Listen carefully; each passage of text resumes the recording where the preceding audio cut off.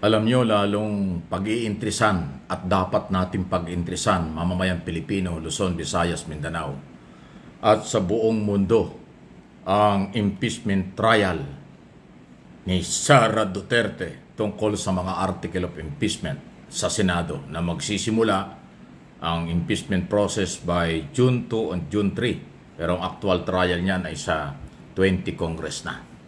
Alam nyo kung bakit? Kasi parang ang dating ay minamahina, minamaliit, o parang wala daw sapat na kaalaman, experience sa trial itong mga ilan sa mga prosecutors ng Kongreso. Especially si De Lima at si Jokno.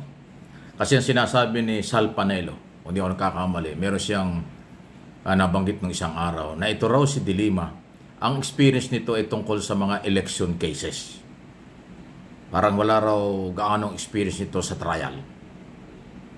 Si Jokno kung may karanasan sa trial, pero hindi rin daw sa impeachment. Sa halip ay yung mga human rights issue.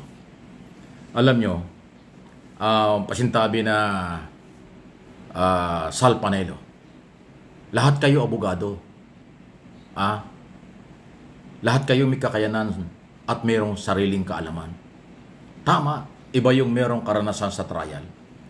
Pero dito sa impeachment issue, hindi ito korte. Political, legal ang usapin yan. Patunayan lang ang article of impeachment. Wala pong pagkakakulong sa mga impeachable official. Removal lang yan. Pagtanggal lang sa pwesto. Hindi yan kinakailangang talagang detalyado ang ebidensya, detalyado ang trial. Sa article of impeachment at saka impeachment trial, yan po ay basta lang mapatunayang hindi nagamit ng tama ang pera, betrayal of public trust na. Ebidensya na yun. Yung paggamit ng mga maling pananalita at mga bagay na hindi dapat ginagawa ng isang public official, yan po ay pag napatunayan, guilty na dapat. Hindi katulad sa korte. Ultimong gahibla ng ebidensya. Kasing laki lang ng buhok ang ebidensya, dapat mong patunayan yun. Iba ang trial sa korte, sa Sal Panelo. Iba ang trial sa impeachment. Hindi ko si De Lima ay eksperto sa mga election cases or si Jokno ay eksperto sa mga human rights cases, hindi nila kaya nagampanan ang kanilang trabaho bilang prosecutor. Iba yon. Ipipresenta lang ng prosecutor ang mga ebidensya. Baka, Sal Panelo, nakalimutan mo. Si Jokno at De Lima, yan ang mga original na complainant.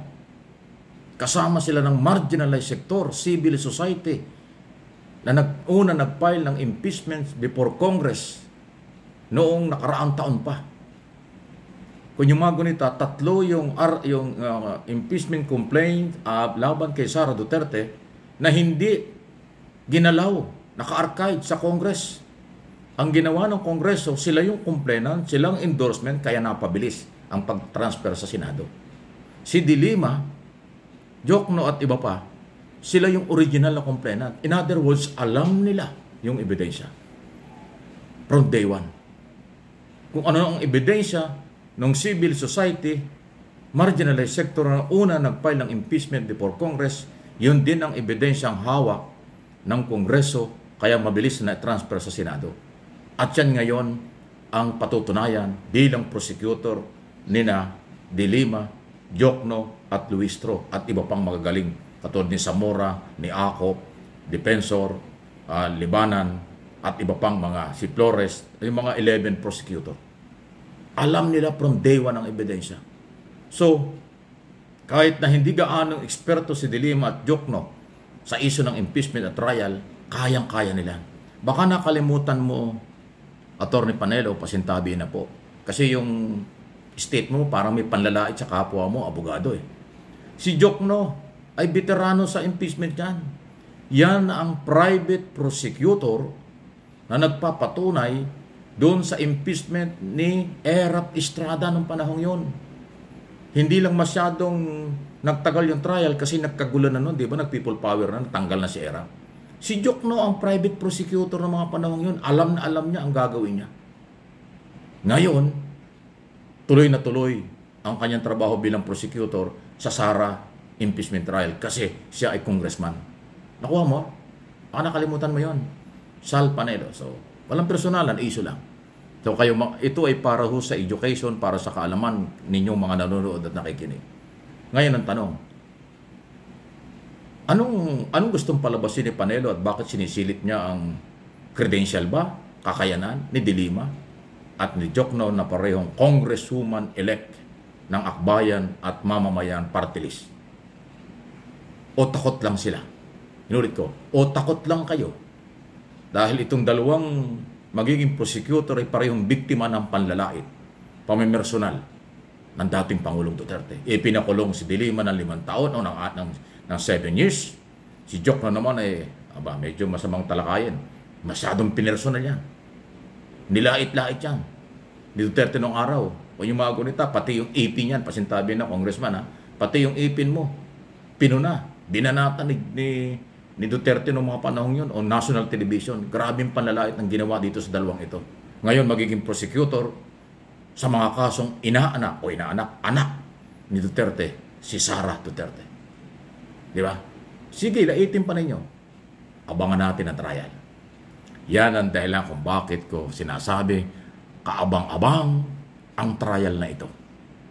Dito natin makikita gaano kagagaling itong mga congressman prosecutor, gaano kagaling si De Lima at Jokno at iba pa para patunayan at kabisado nila ang ebidensya at article of impeachment against Vice President Sara Duterte.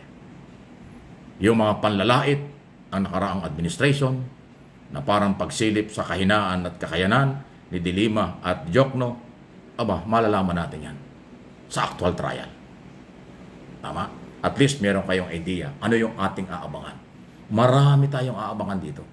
Katulad ng inyong lingkod sa television, sa radyo, at dito sa aking mga channel, mag-aabang tayo bilang traditional media at political vlogger sa galawang ito. Kaya ko lang tinalakay ito para malaman nyo ano yung pinapalabas ng Duterte Camp, ano yung kakayanan ng prosecutor, personal man o issue, at least may idea na kayo. Saan kayo maniniwala? O sa akin kayo maniwala? Sa akin kayo maniwala sa channel na ito. Diyan sa ating binibigay na mga opinion, analysis, at mga tanong. Totoo yan. Yan ang pinag-uusapan at pinapalabas nila. Kaya tayo ay magkaka-interes. Ating abangan. Sino ang tama at mali? Sino ang papaniwalaan at hindi? Base sa magiging takbo ng impeachment trial na inaabangan sa mundo na ating ginagalawan. Hindi lang sa Pilipinas po yan. Maraming interesado dyan. Please like, share, subscribe kung hindi pa para lagi namin kasama kayo.